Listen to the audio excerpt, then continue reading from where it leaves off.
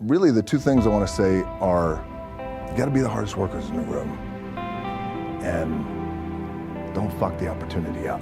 If you investigate what people mean when they say they want to be happy, they say, I just want to be happy. It's a very funny phrase. It's, what do you mean just? Like, there isn't anything harder than that.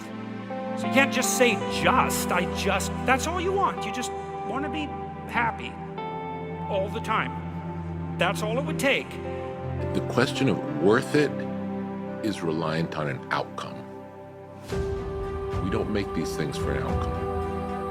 It's not the mindset to make something great. The outcome happens, you're making the best thing you can make. It's a devotional practice. Those times when you get up early and you work hard, those times when you stay up late and you work hard, those times when you don't feel like working, you're too tired, you don't want to push yourself, but you do it anyway. That is actually the dream. That's the dream. It's not the destination, it's the journey. And if you guys can understand that, then what you'll see happen is that you won't accomplish your dreams. Your dreams won't come true. Something greater will. And if you guys can understand that, then I'm doing my job as a father. The first thing I would just want to say is, this idea and this notion that you could be anything you want, you can accomplish anything you want, right? We hear that. You've heard that from the time you were little boys. You hear that now.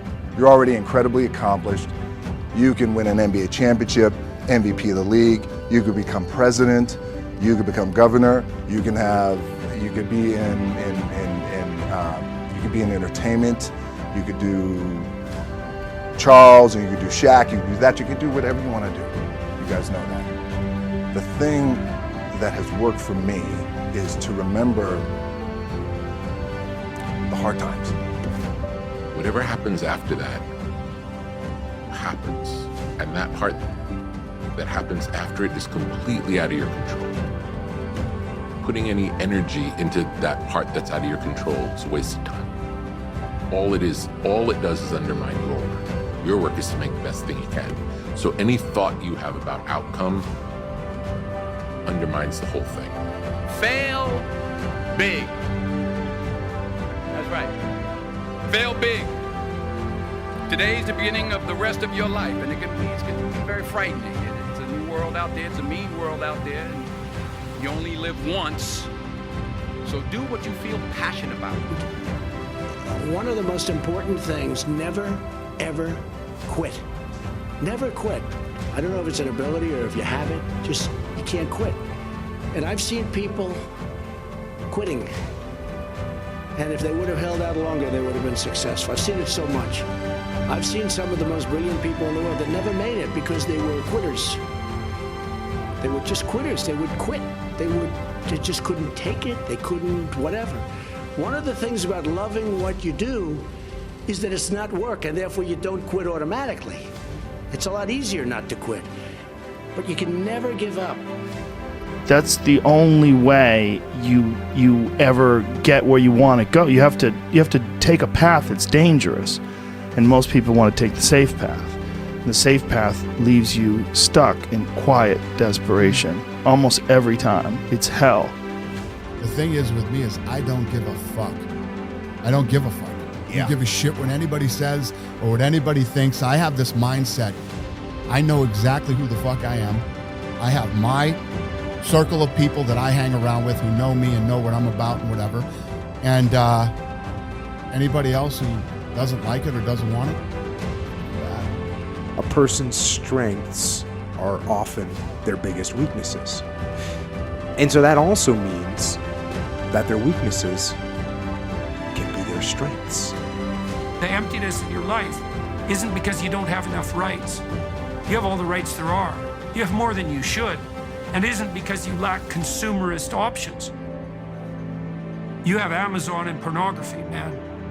You can get whatever you want whenever you want it. And if that's still not working, well, what are you missing? Well, maybe you're missing the opposite of that. A little bit of restraint, a little bit of sacrifice, some responsibility. The way you can change is you have to put aside enough money to give yourself a window. And then you have to have a plan. And you have to spend all your waking hours outside of whatever shit job you do planning your escape. And you have to come to the realization very clearly that you fucked up and you got yourself stuck. So whatever you're doing, you have to do it like your life depends on it. This is actually pretty simple.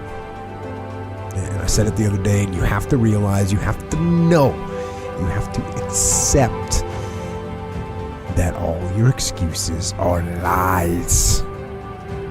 They are lies, all of them. Think about the things that you tell yourself, the lies you use to rationalize taking the easy road. My advice I would give is don't listen to anyone. Everybody tells you. Yeah, that's the best piece of advice. Right? Don't listen to me, don't listen to anybody. Don't listen to anyone. Everybody's full of shit. Nobody knows you or what you're capable of doing. And here's the reality. The hardest thing in life is figuring out who you are and what you want to do for the rest of your life. It's a big decision. I'm very blessed and lucky. I always knew who I was and exactly what I wanted to do.